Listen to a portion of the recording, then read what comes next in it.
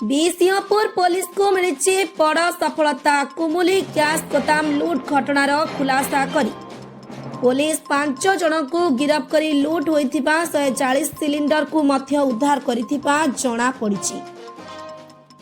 सूचना अनुसार गत 5 तारिख दिन मध्यरात्रि कुमुली गाँव में थिबा हिंदुस्तान पेट्रोलियम गैस गोदाम 140 कोटी गैस सिलिंडर चोरी होइथिबा नै मालिक संतोष महापात्र बिसिंहपुर थाना रे लिखित अभियोग करथिले। बिसिंहपुर थाना अधिकारी लीमा राज प्रधान को नेतृत्व में बिसिंहपुर पुलिस घटनार पुंखानुपुंख तदंत करथिले। कोरापुट एसपी को निर्देश अनुसार साइबर टीम सहायता जानिबा पाइले कि बोरीकुमा नवरंगपुर पापड़ाहांडी एवं उमुरी अंचल चोर एथिरे सामिल रहिछन्ति।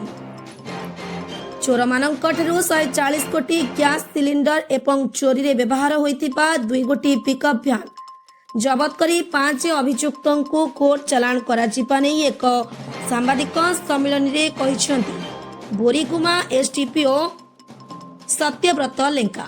बिसिंहपुर पुलिस रो सफलता को पूरी पूरी प्रशंसा करिसन्ति स्थानीय अंचलवासी एवं SDPO Sri Lanka. Bureau report Koraput समाचार।